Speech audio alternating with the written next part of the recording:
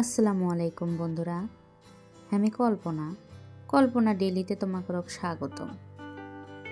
আজকে আমি খুবই মজাদার ভাত দিয়ে একটা নাস্তা বানিয়ে দেখাবো তোমাকে। তোমরা যদি আমার চ্যানেলে নতুন হয়ে থাকো তাহলে না সাবস্ক্রাইব করো। চলো কেন করে আমি ভাত দিয়ে নাস্তা বানাচ্ছি তোমাকে বানা দেখাই। তার জন্য করে আমি এক বাটি ভাত লিছি, বড় সাইজের একটা পেঁয়াজ কুচি দিন, কয়েকটা কাঁচা পত্তের কুচি করে দিন, স্বাদ অনুযায়ী লবণ, সামান্য পরিমাণে জিরের গুঁড়ো, সামান্য পরিমাণে হলদি, এর মধ্যে এখন ধনের পাতার কুচিও দিয়ে দেন, একটা ডিম ভেঙে দেন,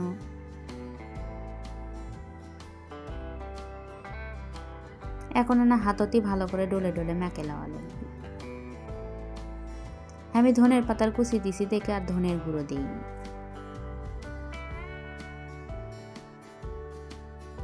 দেখো হাততি ডলে ডলে মেখে লওয়ার পরেও কিন্তু কাঁঠালো ভাব আসেনি। আটা আটা ভাবলে আসার জন্য কিন্তু সামান্য পরিমাণে আটাও লাগবে।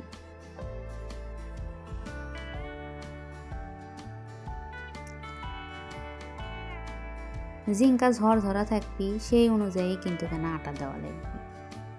ভাত তো এমনিতেই ঝরঝরা থাকে, ওই জন্য করে আঠালো ভাবলে আসার জন্য সামান্য পরিমাণে আটা দেওয়া লাগবে। এর মধ্যে আবার পানিও দিয়ে দেন, দিয়ে ভালো করে মেখে নেব ডলে ডলে। দেখে মেখেলেও আমার হয়ে গেছে।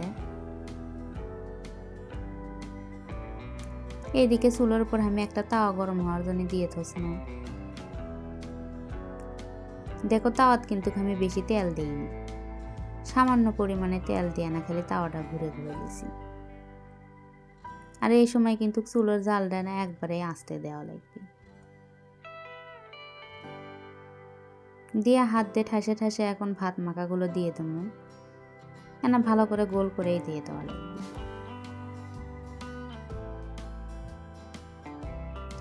এখন সল্লিতে তেলগুলো চতুর্থ সাইড দিয়ে বিছে বিছে দেবো।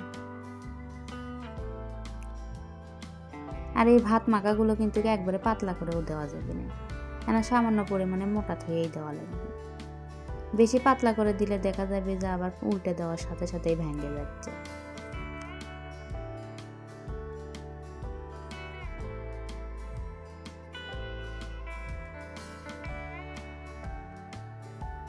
ভাত কিন্তু খামাকের বাড়িতে কম বেশি সগলির বাড়িতে কিন্তু বেঁচেই যায় খাওয়ার পরে। দেখা যায় যে বাসি ভাতলে ঠেলা ঠেলি লাগে, খাবারও মন চায় না সবসময় বাসি ভাত।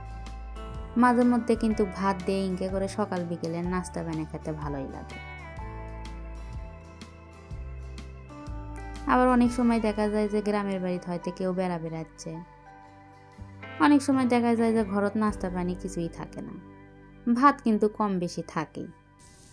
ভাত দিয়ে কিন্তু মজাদার একটা ইনকে নাস্তা বানিয়ে তারপর দেওয়াও হলো। সাথে যদি টমেটো সস থাকে তাহলে তো আরো ভালো।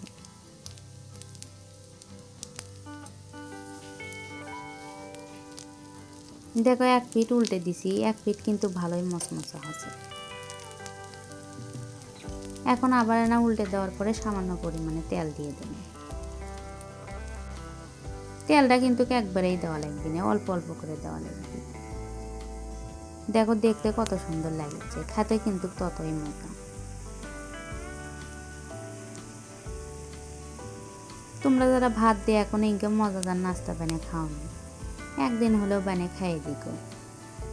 একবার খেলে কিন্তু বারবার খাবার মন চায়।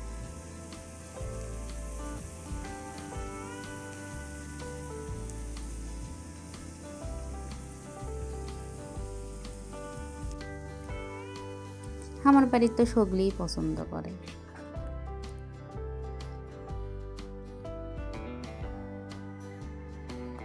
দেখো কত অল্প সময়ে কিন্তু একটা মজাদার নাস্তা বানানো হয়ে গেল। দুই পিঠে ইনকে লাল লাল করে ভেজে লওয়া হয়ে গেছে। আর আমি যে পরিমাণে ভাত মেখে লেছিল তাতে আমার দেখো দুধে চাপড়ি হচ্ছে ভাত।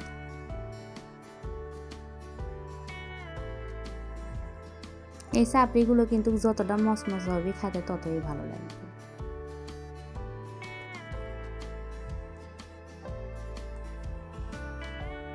এখন একটা প্লেটের মধ্যে নিয়ে এনা চাকু দিয়ে 4 করে কেটে নিচ্ছি। কেটে নিলে দেখা যায় যে বেশি মানুষ খাওয়া যায় আর দেখতেও সুন্দর লাগে কারো সামনে যদি দেওয়া হয়।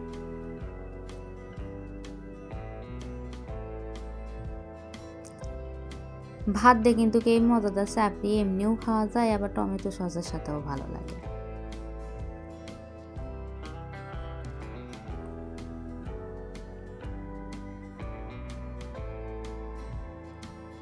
দেখো কত অল্প সময়ে আর অল্প উপকরণ দিয়ে কিন্তু মজাদার একটা নাস্তা বানানো হয়ে গেল। তোমাদের কাছে যদি আমার ভিডিওটা ভালো লাগে তাহলে না লাইক কমেন্ট শেয়ার করো। আজকের রান্না এ পর্যন্তই। দেখা হবে নতুন কোনো রান্ধন নিয়ে, সে পর্যন্ত সকলেই ভালো থাকো।